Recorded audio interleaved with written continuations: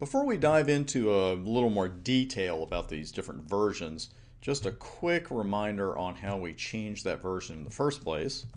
And it's very simple. This is the simplest part of the version, is just setting it. And if you're on a switch that just gives you options to versions 1 and 2, that means you're on a switch that isn't capable of running switch 3. You will see those in the real world. And here we've got one that can run 1 through 3, and you just set it with VTP version. And both of them right now are running version 2. Now when version 2 came along, there were some improvements, and some of these might not really be applicable to your network situation, but it's good stuff to know. Version 2 supports token ring, switching, and VLANs, and version 1 didn't have anything to do with that. Version 2 performs a consistency check when changes are made to VLANs or the VTP configuration at the command line.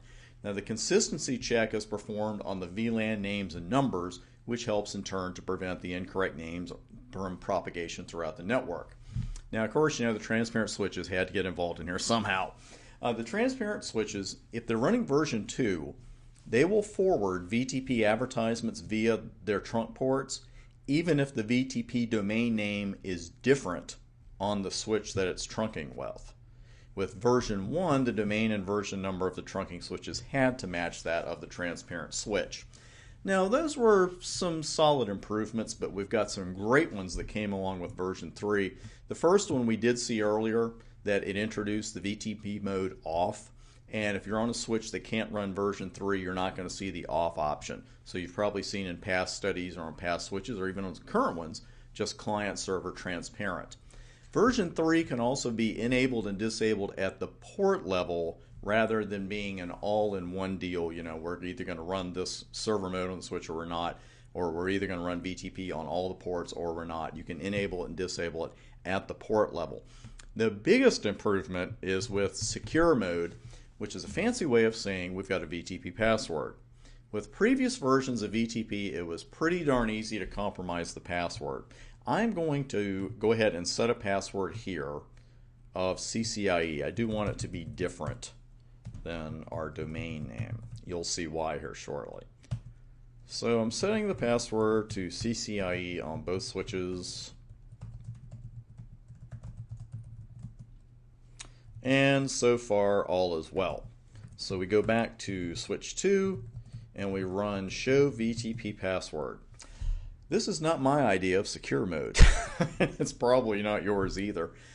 This is the only show password command I can think of. Show VTP password, and by golly, you know, there it is. There's also a trickier way to see that. I'll show you this one. What is it? More? I was just going to repeat it. More and then VLAN.dat. What we're actually doing here is looking at the raw contents of the VLAN.dat file. And you can see some things that look kind of familiar over here. You know, here's VLAN 100 just on 2 lines. Here's VLAN 300. I created a VLAN 301 during the break. There it is. And where's the VTP password? Right there, in plain text. You know, you got to know where to look, but it is there, and that's not the kind of thing we want. So obviously improvement was needed, and to see that improvement I'm going to need to bring switch 2 up to version 3. Let me hit escape. Sorry for the extra scrolling there, because that will burn your retinas by the time all those lines are gone. So let's go ahead with conf t. Burn my retinas so bad I forgot how to spell conf. VTP version 3. And we're going to get any other messages? Yes, we do. We do get a message here. VLAN 6 old config file read. It simply says old version 2 VLAN config file detected and read OK. Version 3 files will be written in the future, which makes perfect sense. So let's, I want to take the password off and then put it back. And you can just simply put no in front of it. It's going to clear the device VTP password. Now, I want to show you some options. Now, we do have the option just to put it in the old way, and it's going to be very, very, very visible. We have hidden and we have secret. And the problem is if you go with the secret version, and I'll put that here, it's going to tell you that it has to be 32 characters in length. That's not exactly something I want to do right now. Hidden, though, let's take a look at that option. Okay, nothing else there, so let's do the hidden option. And it's setting the password this time. So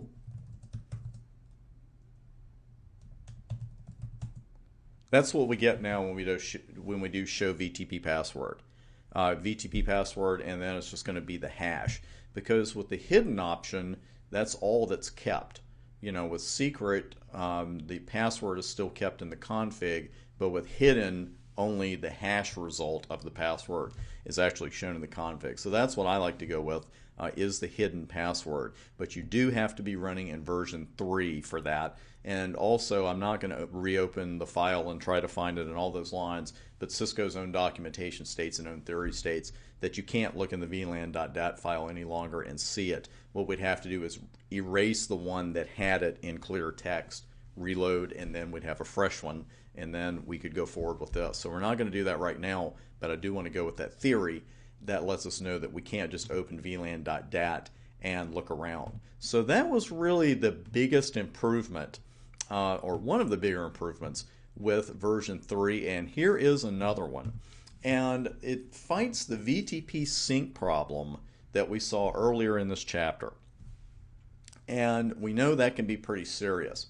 Well, what version 3 does, it helps us prevent that from happening by introducing the concept of the primary server. Now in version 3, when you configure a VTP server as the primary server, that's the only device that can actually update other switches in the VTP domain. And you use the VTP primary command to make a VTP server the primary server. Now note a couple things here from the board. First off, it's going to ask you for the VTP password.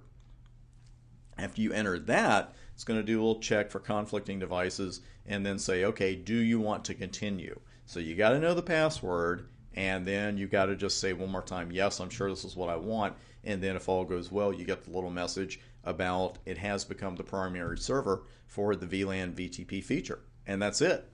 Next video is the last one on VTP. I know there's a lot of detail for a protocol that actually I've got something for you after that. It's not a final word about VTP, it's a final word about the versions. We'll talk about that, and then something very practical with VTP pruning, and we'll hit that in the next 2 videos.